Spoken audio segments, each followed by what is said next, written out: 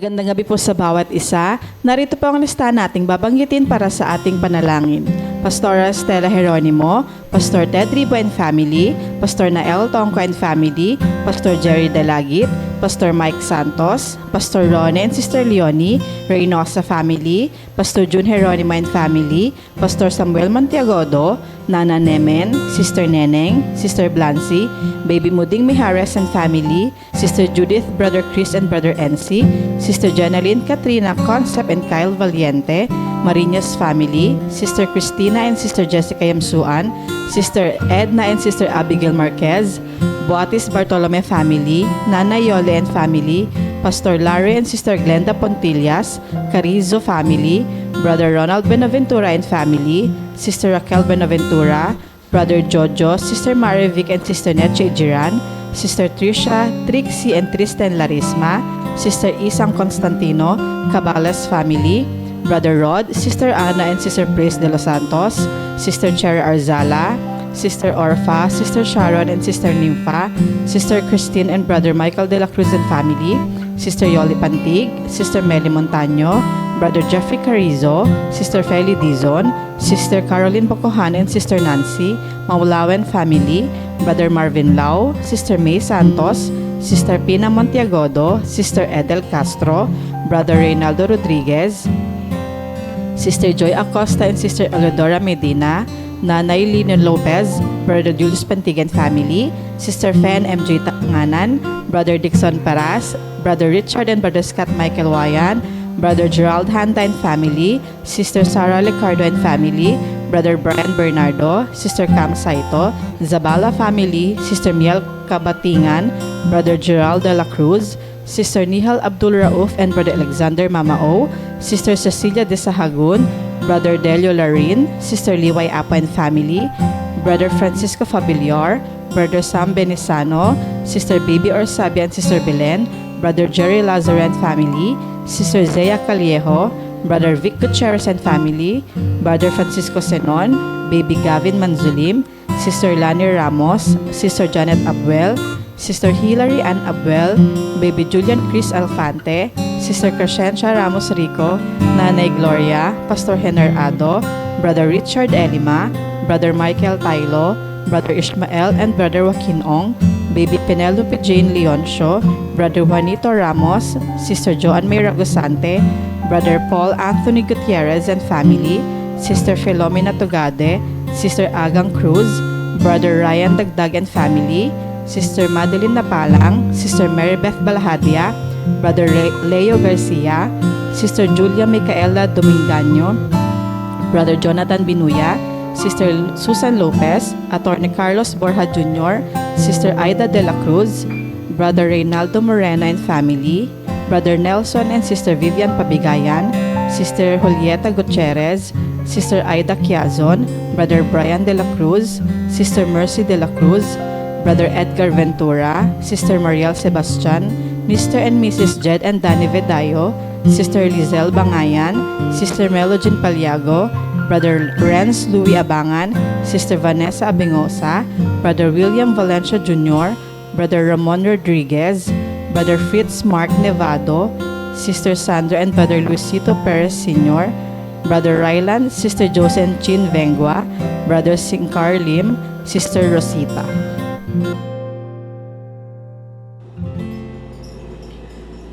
Magandang gabi po sa inyo, mga minamahal kong mga kapatid.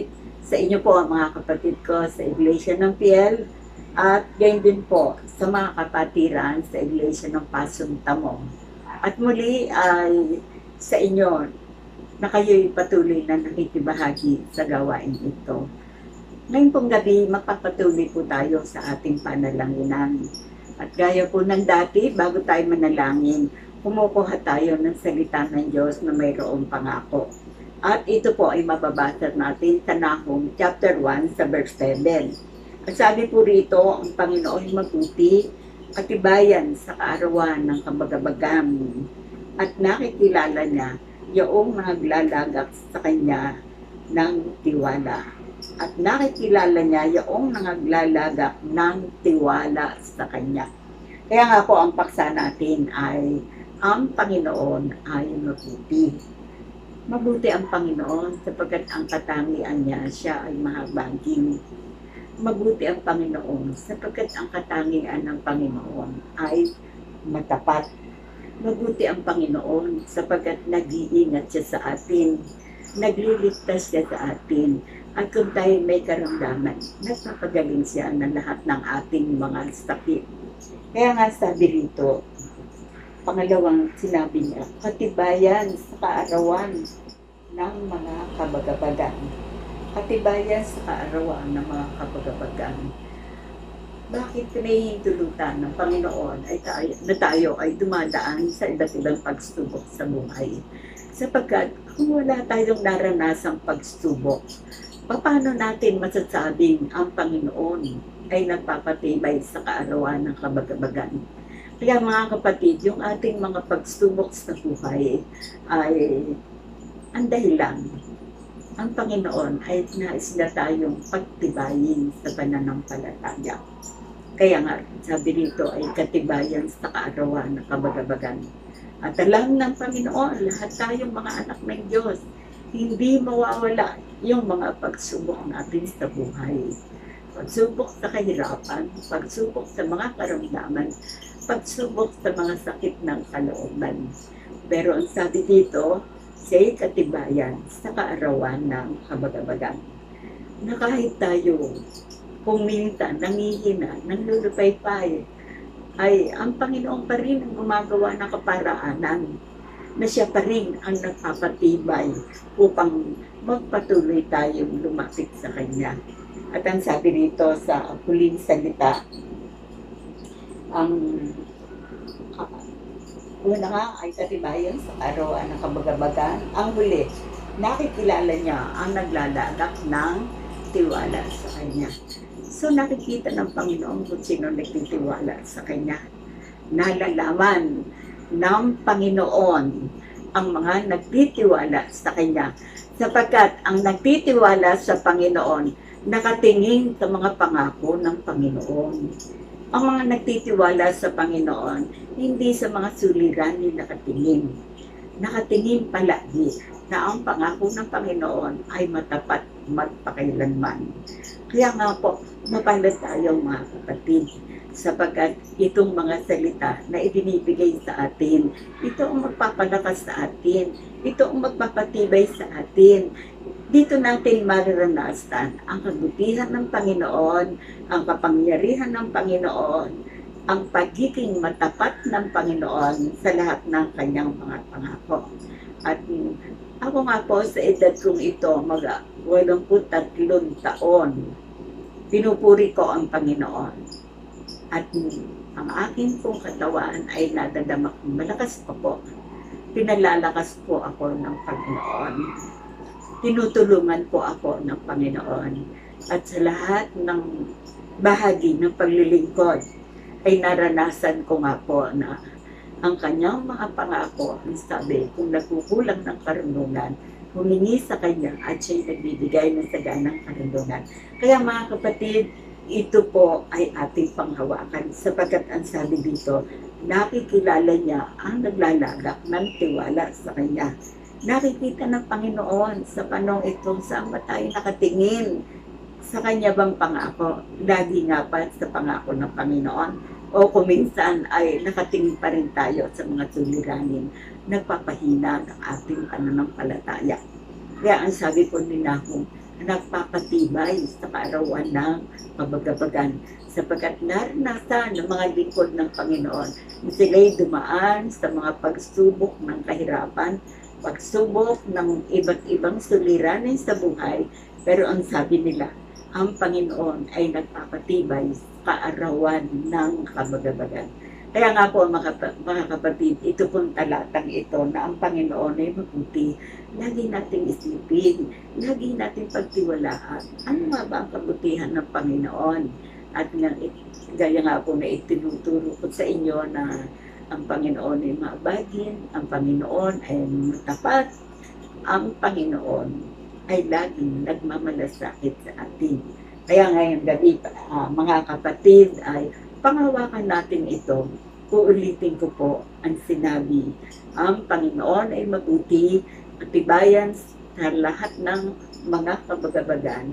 Nakikilala niya ang mga naglalagak ng tiwala sa Kanya. Mabuti katibayan sa kaarawan ng kabagabagan at nakikilala niya yaong naglalagak ng tiwala sa Kanya.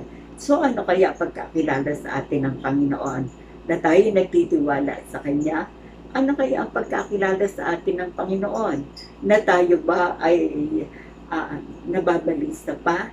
Na tayo ba ay walang tiwala sa mga pangako niya?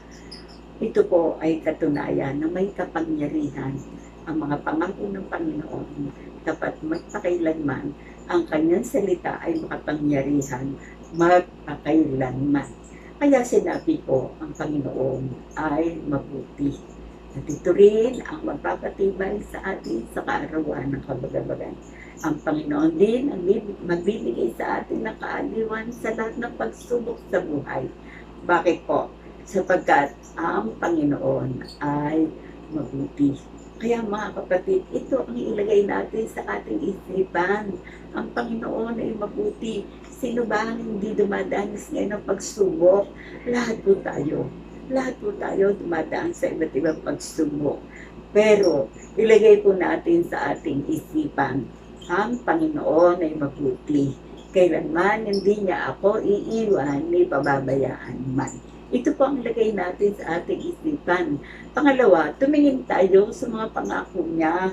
Huwag po natin ilalagay ang ating paningin sa mga suliranin. Manghihina tayo, magdulupay-pay tayo.